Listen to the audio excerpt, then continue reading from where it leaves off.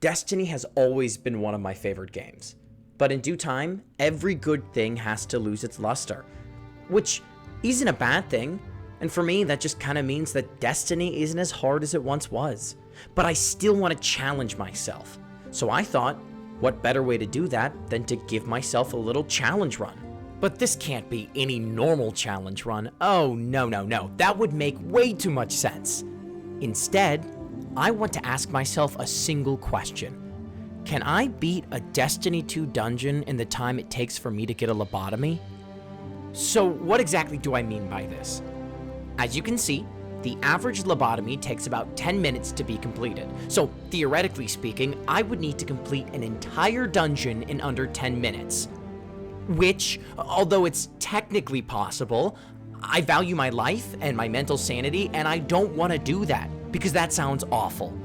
So instead, we're gonna reword the question a little bit, make it a little better, and we're gonna ask ourselves, can I solo each encounter of the Prophecy Dungeon before I gain permanent brain damage from a theoretical lobotomy? That's much better. We'll keep the rules simple. Rule number 1, I need to solo each encounter. No friends, no enemies, no nothing. It's just me alone in that field. And rule number 2, I have to complete each encounter in under 10 minutes, otherwise, theoretically, I do die or suffer from permanent brain damage from a lobotomy. And we'll have like a placeholder number 3, because I'm sure I'll make some stupid bullshit up at some point. But until then, it's empty rule number 3. So without further ado, let's get this show on the road, and let's not suffer from any lobotomy-related effects. I hate to admit it, but I died. Like a lot. Like a lot. Not because this challenge is hard in any way, but mainly because I'm just really fucking bad at this video game. Because it's been a minute since I've done anything that isn't just like a strike or, walking around the Pale Heart. So I kind of had to reteach myself what it is to be a solo player and do a dungeon that isn't a joke. Even though it really is an easy dungeon. So I just had to lock the fuck in. I tried a lot of stupid shit, like I did the double celestial with still hunt and some weird double special shotgun something, I don't know. I was really trying. I even used just a random purple SMG that just dropped, and I went, oh, that's cool. None of it worked. Died probably like 10 times. But this was because I wanted to be someone who I'm not. I tried to be Mr. Meta Nighthawk with the still hunt, and I suffered the consequences. I had to find my roots, and my roots are really subpar weapons that are not that good. Those weapons give me the confidence that I need to survive. And what is the most subpar weapon in all of Destiny? That's right, swords. So here's what we're cooking with. I ran a Headstone, Unrelenting Ias Luna, I have Wolfpack's Ergo Sum, and then a nice bait and switch Slammer. It's kind of just going to be swords for DPS. I have the Tether so that I can debuff the boss, and then I'm also running the Pocket Rocket Gunpowder Gamble, and I run the helicopter thing because it's really fun. And then I have the Dancers, the Radiant Dance Machines. They didn't do anything, but oh, I love that exotic. It is so fun. So here we go. The clock is already ticking, and every minute that passes, that ice pick gets dangerously close to my frontal lobe, and I need that thing. My personality is special. It makes me so cool. So the strategy, in super heavy quotation marks for this, is to just play around the edges and kill everything as fast as you can.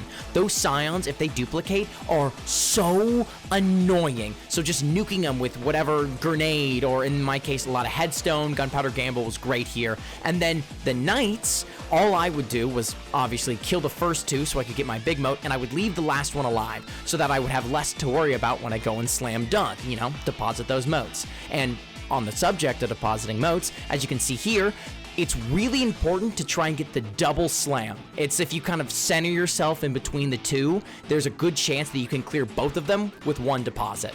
My DPS method was as shown. I hit him once with the hand cannon and then the Ergo Sum in order to proc bait and switch, and I make sure to use the heavy attack from my Ergo Sum to proc Wolfpack rounds, because you can give your own swords Wolfpack rounds. It's crazy. And I just made sure to constantly be hitting this guy at all times, because the only timer that I would have is the time it takes for those stupid goblins to just start sucking him off. So the sooner I can either kill them or just do big numbers before he goes immune, the better. Also, that shield was so annoying. More than half of my sword swings did nothing because I was just hitting the shield that's half the size of his goddamn hitbox. But we did okay damage on the first one. It could have been better, and now it's just trial and error. Fun fact that some of you might not know is if you don't one-phase this boss, then the light and dark deposit spots actually change, and the number of each one's change too. Like here, I only have 3 light spots. I already cleared a dark. And also, I completely messed up doing the double dunk. Did not work. I missed both of them. And so going to the second damage phase, I made sure to do a little bit better, so I procced Transcendence, and that allowed me to do a lot more damage, way more than the first time, and it's really the same vibe. Make sure you proc Wolfpack rounds, make sure you're beating the shit out of the guy, pay attention to when he goes immune, all that nonsense. And when I tell you, it was so fucking close.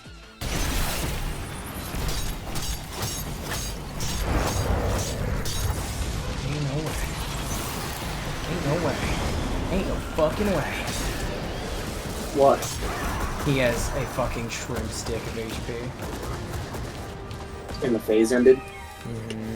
So it was time. I had completely butchered the first 2 damage phases, and now the boss sat there with barely any HP, and I only had 2 minutes on the clock. I think at this point, I thought I had already lost, and I was just doing it for the formalities, because the timer I was using was terrible. I'm gonna fix it. So I had to lock in, technically. And I mean, my heart was fucking racing, dude. That ice pick was getting really close. I started forgetting people's names. I didn't even know what the color blue was anymore. It was fun. I can't lie. Not the lobotomy part. The lobotomy kind of sucked, but it got very, very close. But I did my job, and I stopped sucking for just enough time to finish it with 18 seconds on the clock. Making this, especially if I just was not bad at the game, very easy. This was not that hard. This easily could have been done in like 6 to 8 minutes, not with 18 seconds on the clock, if I just used literally anything else or played a different class. But we made it. I would say that this encounter gets like a 5 out of 10 on the lobotomy scaling, and we're gonna head into encounter 2, which I predict is going to be way easier. So much so that I'm actually gonna go in using a trusty old friend, a weapon that I'm sure literally no one has ever used or maybe even seen, and it's actually gonna do me some pretty good. And ladies and gentlemen, that weapon is the Truth rocket launcher. I also had a Secession with Reconstruction Vorpal and my tried and true Dragonfly Voltshot Nation of Beasts. These 3 weapons made this encounter so easy. Truth actually carried, because I would take care of the snipers as fast as I could, and each Truth rocket actually one-shotted the knights, which was insane for the flow of this entire encounter. I was able to just kind of boom boom, knock the snipers down, and boom boom, knock both of the knights down, which allowed me to clear floors in like 30 to 40 seconds each. Throw some, room for error in there, and I could do 6 floors in 6 minutes, which is easily enough time to just chug through this encounter. Honestly, super, super easy. I think anyone can do this encounter without getting a lobotomy. Literally anyone. I died only maybe 2 or 3 times as I was trying to get used to the feel of the whole thing, and once I got the flow down, it was over. The 2 bosses at the end, those Centurions, gone in an instant. And with 5 minutes, 38 seconds on the clock, that's the end of the second encounter, which just leaves the jumping puzzle, which I clear instantly. Guys, I was so proud of this. I've never really done this before. I was so proud of myself, and I want everyone to be proud of me. God, I love shatter skating. I did the jumping puzzle in like less than 2 minutes. So yeah, no lobotomy there, which means after this is the final boss. And going into the final boss, here's what we're cooking with. I had to resort to the meta. We're doing double prismatic Celestial Nighthawk with Still Hunt. I'm using a heavy machine gun because I feel like the power is going to be nice for the ogres and taking out the knights, and I'm really banking on Still Hunt for DPS. I can really only do this in 2 phases. If I have to do a 3rd phase, it's really risky. The goal is just to stay alive, which I know is so redundant, but it's really hard in this room. Each corner has a boss that is constantly shooting you, and the only way to get rid of them is to summon an ogre by depositing on the light or dark spot. Kill the ogre, and you have a nice little corner that you can chill in, and that is the most important part about doing this encounter, is getting the first spot cleared as soon as possible. Once you get the first corner, then the other 2 corners will come so easily. You can kind of get it done in about maybe 1.5 minutes, 2 minutes, which should be plenty of time for a 2-phase on this boss, which means we are doing great for this anti-lobotomy run. DPS is where boys become men. The most important part about DPS in this dungeon is that the boss has an aura. If you are outside of that aura, you get a stacking buff of dark entropy, and if it ever hits 10, you just die. At all times, do you want to be as close to the boss as you can in order to be safe. Now, those dark blights he's sending will teleport you back and really screw you over if you get hit by them. But if you can play corners really well, as long as the center of that blight hits that corner, you will be completely fine. Ignore the fact that I just got hit by it.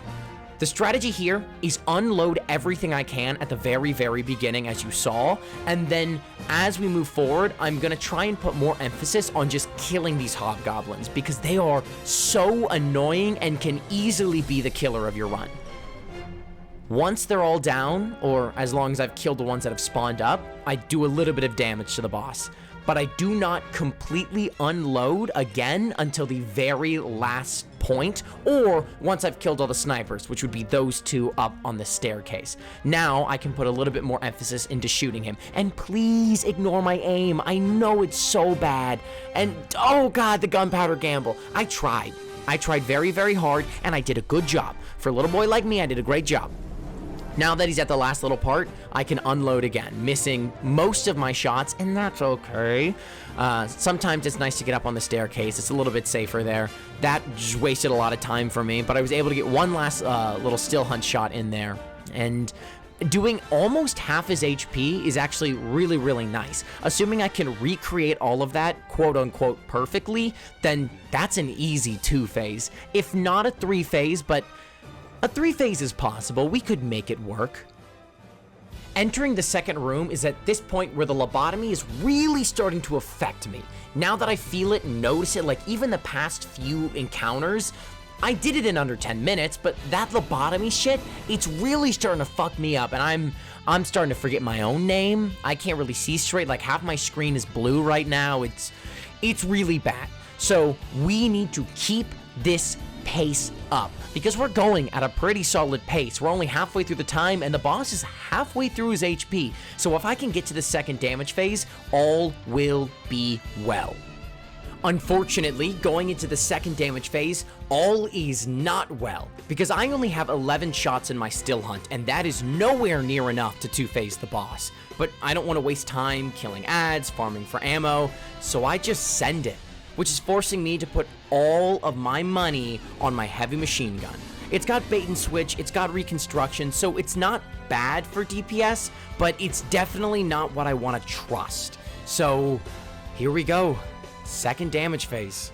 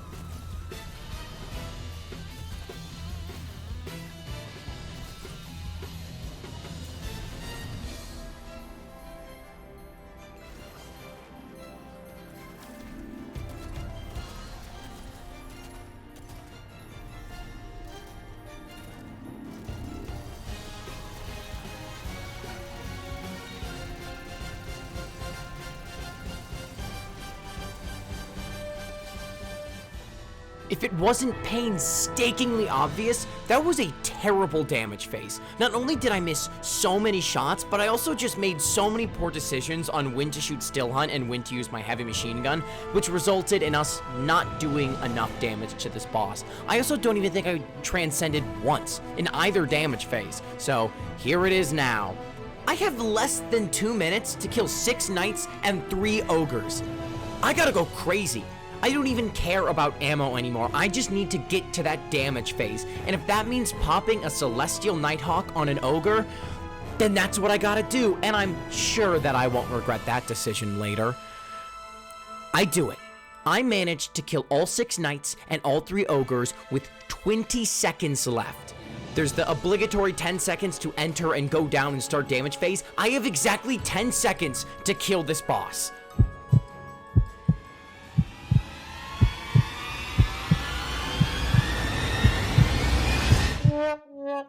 And I fucking soiled it. I counted. I missed 5 shots with my still hunt before switching to a non-bait and switch machine gun and just sat there shooting the boss. Popping a Celestial Nighthawk on an ogre? Won't regret that decision later. And so that was it. I know I'd lost and died many times before this, but this one was different. I just felt so worthless. Maybe it was the 10-inch metal pole going directly into my eye and up into my frontal lobe, but I didn't have the energy to try again. I'm a failure. Nah, just kidding. I fucking win a second time, and I'm gonna crush this shit.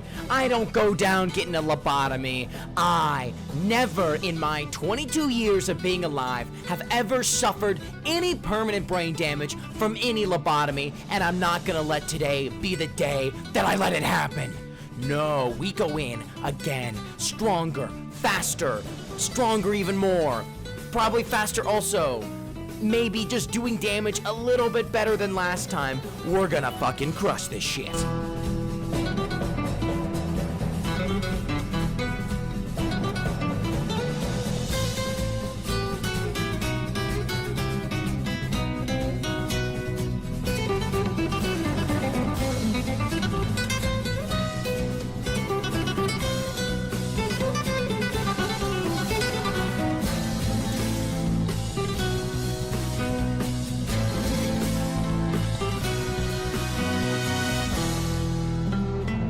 And just like that, the entire prophecy dungeon has been cleared solo, lobotomy free.